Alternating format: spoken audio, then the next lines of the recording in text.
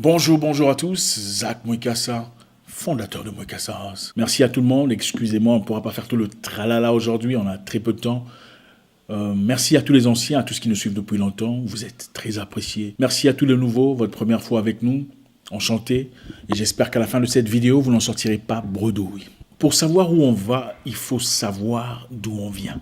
Pour connaître son avenir, il faut peut-être avoir un coup d'œil sur son passé. Imaginez-vous que vous vivez dans un terrain de paix et vous êtes agriculteur. Autour de vous se trouvent plusieurs agriculteurs et vous produisez des tomates. Et votre voisin principal produit des bananes, l'autre produit des maïs, il y a celui qui produit des oranges et des avocats. Vous vivez en paix. Et à chaque fois que vous avez besoin d'avocats, vous présentez une tomate, on vous donne un avocat. Vous avez besoin de bananes, vous présentez une tomate, on vous donne une banane. Ainsi de suite. Vous vivez ainsi pendant très longtemps, dans la paix. Et un beau jour, le monsieur qui produit les avocats se dit « Je veux faire la guerre à tout le monde ». Il se lève et commence à se battre. Et comme il est fort, il vous bat tous. Il vous met à terre. Et évidemment, c'est un monsieur musclé, il est fort. Il dit, désormais les amis, c'est moi le chef. Et celui qui osera s'opposer à moi en tirera les conséquences. Mais il y a une option pour la paix. Si vous voulez la paix, il faudrait m'écouter. Désormais, mon avocat vaut 10 tomates. Mon avocat vaut 7 bananes. Mon avocat vaut 6 oranges. Celui qui veut peut venir vivre en paix. Et celui qui ne veut pas, je lui fais la guerre. Je le bats et je le tue. Vous vous sentez obligé d'accepter. Évidemment, vous n'êtes pas assez fort pour résister. Vous qui autrefois ne dépensez qu'une tomate pour avoir un avocat, désormais il faut en dépenser 10 pour un seul avocat. Et il dit à partir d'aujourd'hui, celui qui possède le plus d'avocats sera le plus riche, le plus stable. Votre vie se voit changer, n'est-ce pas? Est-ce que c'est juste? C'est injuste, n'est-ce pas? Vos enfants naissent, ils sont éduqués, vous leur apprenez comment vivre dans ce système. Vous leur dites, il vous faudra 10 tomates pour avoir un avocat. Tout le monde cherche des avocats. Mais malheureusement, les avocats ne poussent que dans un terrain bien spécifique que cette personne-là forte possède. Donc, si vous voulez construire une maison, vous aurez besoin de payer avec les avocats. Mais pour avoir les avocats, il faut produire 10 tomates ou 12 bananes. Injuste, n'est-ce pas? C'est injuste pour vous. Mais vos enfants ne le trouveront pas injuste. Ils trouveront ça tout à fait normal. Parce que c'est le système dans lequel ils sont nés. Ils ont appris que dans la vie, je suis né dans un monde où il faut avoir des avocats. Et celui qui a le plus d'avocats, c'est le plus respecté, c'est le plus riche, c'est le plus stable, c'est le plus convoité. Et ils font tout ce qu'ils peuvent toute leur vie pour avoir des avocats. Qui en réalité ne valent pas grand-chose. Pas mieux que leurs tomates ou leurs bananes. L'homme fort en a pris goût. Parce qu'évidemment, pour acheter quoi que ce soit dans la vie, il fallait présenter des avocats. Si on veut du poisson, il faut montrer des avocats pour avoir du poisson. Des céleris, il faut donner des avocats pour avoir des céleris. On n'était plus autorisé de faire des échanges tomates, céleri ou tomates, poisson. Il fallait passer par les avocats parce que c'était le plus fort. Il dit, bon, désormais, je ne vous donnerai plus des avocats en forme de fruits. Je vous donnerai un bout de papier que je signerai et ce papier représentera un avocat. Mais à un moment donné, il réalisait qu'il pouvait faire beaucoup plus d'avantages, beaucoup plus de gains. Il dit, bon, désormais, donc pour chaque bout de papier signé par lui, il était représenté un avocat quelque part. Mais comme la terre ne pouvait produire autant d'avocats, qu'il avait besoin de plus d'avocats, il a commencé à signer beaucoup plus de papiers qu'il n'existait d'avocats. Bien qu'un avocat valait désormais 10 tomates. Ça vous inspire quelque chose? Eh bien, mes frères et sœurs, c'est exactement le système capitaliste dans lequel on vit aujourd'hui. Nous sommes nés dans un monde où nous cherchons tous de l'argent. Du papier, pour construire des maisons, pour vivre en paix, pour se sentir bien dans nos émotions. Ne sachant pas que l'argent en soi ne vaut pas grand-chose. D'où est provenu l'argent? Comment le monde faisait ses échanges avant la venue du papier? L'argent dans le temps représentait de l'or. Toute personne qui avait $1 avait aussi de l'or qui valait $1. Comme les humains ne pouvaient pas se déplacer avec de l'or, ils se déplaçaient avec un bout de papier. Parce que quand tu as $1000, l'or devient lourd. Tu ne peux pas transporter l'or partout. Il faut avoir un bout de papier pour représenter l'or qu'on a. Il y a longtemps, les humains échangeaient de l'or pour avoir des biens. Pour une personne qui cherchait du poisson, il pouvait changer de l'or pour avoir du poisson ou autre chose comme de l'argent ou du bronze ou autre outil pour se procurer ce qu'il cherchait. Et ça fonctionnait bien. Mais à un certain moment, comme les humains ne pouvaient pas se déplacer avec tout l'or possible, ça pesait, il fallait représenter l'or par un bout de papier. Et chaque bout de papier certifiait la possession d'or que la personne avait. L'or était gardé par celui qui donnait le bout de papier et le bout de papier était présenté pour faire la transaction. Au bout d'un moment, le plus fort a dit, vous n'aurez plus besoin d'or pour faire des transactions. Désormais, vous ferez usage du bout de papier que vous appelez argent aujourd'hui. Mais l'argent, c'est moi qui produis l'argent, pas vous. L'argent dans le passé, chaque dollars étaient représentés par de l'or équivalent par celui qui gardait l'or. Donc pour 100 dollars en circulation, il y avait 100 dollars d'or quelque part. Mais avec le temps, le plus fort a commencé à imprimer de l'argent au-delà de la possession d'or qu'il avait. Donc il avait peut-être 1000 dollars d'or, mais il pouvait produire 1 million de dollars en papier. C'est exactement ce que nous vivons aujourd'hui. En 1933, au mois d'avril, le président Roosevelt de ce pays-là que vous connaissez, a déclaré que sa banque, donc la banque de son pays, était désormais libre de tout lien monétaire avec l'or. Ils étaient désormais en capacité de produire autant d'argent qu'ils voulaient, sans avoir l'équivalent de l'or en banque. Vous comprenez maintenant pourquoi les autres pays directement sont tombés en faillite. Parce qu'ils avaient tous besoin de l'argent que lui avait. Ce n'était plus l'or qui valait de l'argent, c'était son argent qui valait de l'or. Et pour nous qui naissons aujourd'hui, et souvent ne comprenons pas l'histoire, on trouve tout à fait normal de se battre pour avoir de l'argent, pour avoir une vie bien, pour être respecté, pour être bien en société. Sans jamais remettre en question, sans jamais comprendre que dans le passé, les gens vivaient beaucoup mieux, en liberté, que nous sommes en effet devenus esclaves aujourd'hui d'un système qu'on appelle système monétaire. Parce qu'il y a évidemment des mots bien appropriés, des mots bien illustrés, bien embellis pour donner une impression scientifique autour de tout ça. Mais en bref, c'est ça.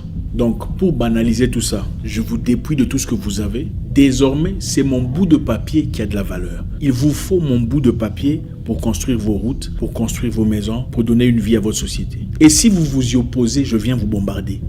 Je vous tue. C'est ça le monde dans lequel on vit. On peut donner toute forme de science autour de ça, lustrer ça, un vernis de bonheur, d'éclairance, de science. C'est ça, banalement, ce que ça veut dire. On nous envoie dans des écoles pour étudier l'économie, ils appellent ça économie, et quand on quitte là avec des accolades, on se trouve supérieur aux autres. Ah, je suis licencié en économie. Ne comprenons pas que nous sommes en train de soutenir un système meurtrier, exactement comme un système génocidaire. Vous savez, pendant les tueries au Japon, pendant la Deuxième Guerre mondiale, les gens sont partis faire l'école sur comment bien tuer les gens. Il n'y a pas de science compliquée autour de ça. Banalement, c'est ce que ça veut dire. Et aujourd'hui, la jeunesse inconsciente se bat, lutte, fait tout ce qu'elle peut, vend son âme, son esprit, son corps pour avoir un bout de papier, pensant que c'est ça la vie. L'esclavage n'est pas terminé. On a simplement changé sa forme. Devant des sciences de motivation et de comment faire l'argent. C'est simplement ça, nous sommes esclaves. Comme celui qui irait au coton espérant avoir son bol de riz. C'est exactement ce que nous faisons. Nous travaillons, nous suons, nous bossons pour à la fin du mois avoir combien ? 800 €, 1000 €. 200, 300 pour certains. Un bout de papier. Pendant qu'il y a chez nous de l'or, des citrons, des bananes, des fromages, des poissons, autrefois accessibles, nous sommes devenus esclaves. Parce que nous ne sommes pas forts. Et nous sommes cette génération, la deuxième génération qui n'a pas compris le système. Et nous trouvons tout à fait normal, comme le trouverait un enfant adopté par un couple, papa, papa, maman, maman. Pour finir, je vais vous raconter une histoire. En 1865, naquit aux États-Unis une organisation terroriste pseudo-chrétienne au nom de KKK.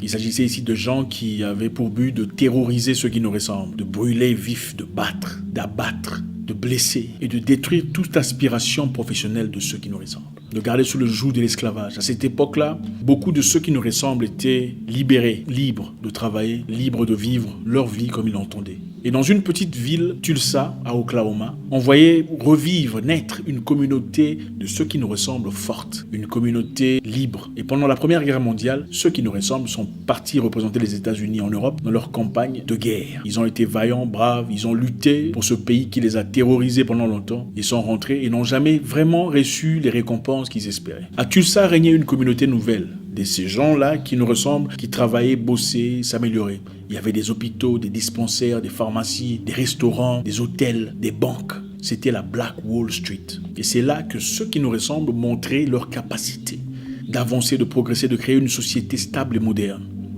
Sans distinction, sans différence et sans difficulté. Mais avec ça, évidemment, naquit la jalousie, la méchanceté, le besoin essentiel de détruire ou de voir s'effondrer des effets qui ne pouvaient émaner d'une population aussi négligée. Comme ils étaient jaloux et complètement égarés et pauvres, beaucoup parmi ces personnes attendaient que le moment opportun pour détruire tout ce qui a été construit par ces personnes qui nous... C'était de la jalousie, la méchanceté. Ils ne pouvaient pas grandir ni progresser, en tout cas pas au-delà de ce qu'eux étaient capables de faire. Alors un beau matin, un jeune garçon, Dick Rowland, c'était un cireur, vous connaissez les cireurs de chaussures. Il partait aux toilettes. Et dans cet immeuble, les toilettes se trouvaient au premier niveau. Il fallait donc monter, il fallait donc prendre l'ascenseur. Arrivé aux toilettes, à son retour, il trouva dans l'ascenseur une jeune demoiselle caucasienne. Arrivé au rez-de-chaussée, la jeune fille commença à courir, à crier « Au secours, au secours, il m'a... » Vous connaissez exactement comment ça se passe. On a poursuivi le garçon effrayé.